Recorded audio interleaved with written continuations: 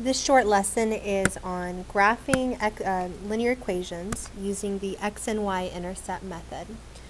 We have already discussed the definition of an x and a y intercept. Just to remind you, the definition of an x-intercept is just the point at which a graph crosses the x-axis, and the definition of the y-intercept is the point at which a graph crosses the y-axis. Pretty simply named. So the method for graphing with the x and y intercept method, the way we use this method is that we first use a little arithmetic in algebra to figure out at what point the graph is crossing the x-axis and the y-axis. And then once you do that, you can connect those 2 points with your straight edge. So for example, if I have a graph and I was able to calculate that it crossed the x-axis, say, at this arbitrary point, and maybe the y-axis at this point, once I have those 2 points, I can very easily use my straight edge and connect the two. Now you might be wondering, well, how do I find out what the x-intercept is or what the y-intercept is? So let's try this equation.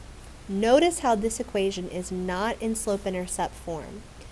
This is when the x and y intercept method comes in handy, because you don't necessarily want to try and rearrange this back into slope-intercept form. Okay, let's start with the x-intercept. To find the x-intercept, you plug in 0 for y and evaluate. So I'm going to say 2 times x plus 3 times 0 equals 12.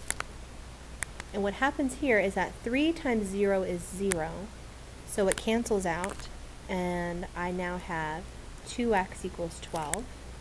And then when I divide by 2, I'll get that x equals 6. My graph is going to cross the x-axis at positive 6. So I'll go over to my coordinate plane, and I'll count over 6 units and put a point. For the y-intercept, you do the exact same thing, except now you're going to put in 0 for x. So I will do 2 times 0 plus 3 times y equals 12. 2 times 0 will cancel, so that leaves me with 3y equals 12. And then divide both sides by 3, and you'll get that y is 4. So go to your y-axis, put a point at positive 4, and now that you have these 2 points, draw your line. Now remember, you're going to be using a straight edge, so you won't totally miss the point like I just did, but it'll look like that. Okay, let's try again.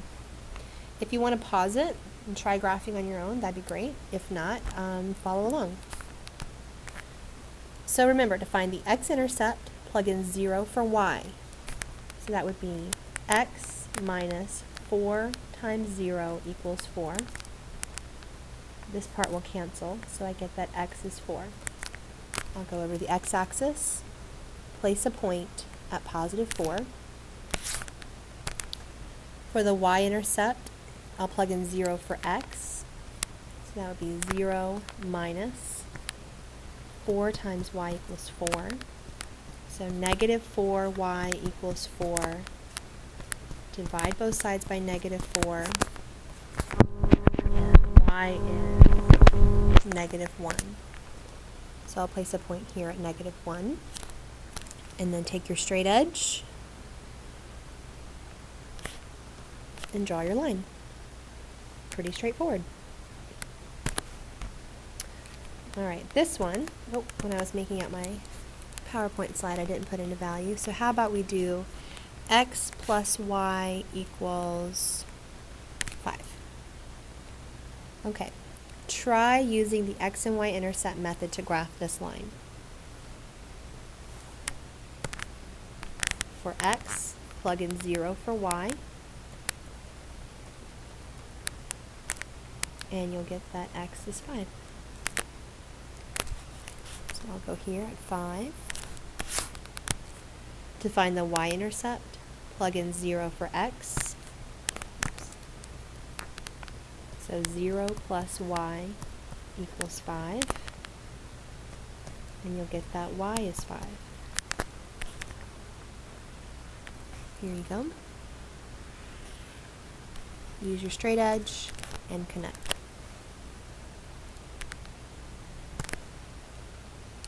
How about this one? To find the x-intercept, plug in 0 for y. So x minus 2 times 0 equals 3. So this will cancel, and x is 3. I'll plot a point here. For the y-intercept, plug in 0 for x. So 0 minus 2 times y equals 3. So that would mean that negative 2y equals positive 3. Doesn't divide out evenly, but negative 3 over 2, or 3 over negative 2, is negative 1 1/2. So I'll go down 1, and then I'll estimate where 1/2 would be, and put my y-intercept, and connect my points. And that's it. Same steps every time. This method is really good for when you can see the x and y intercept very clearly. Alright, so that's one method out of the possible 3, and I hope you find ways to use this when graphing.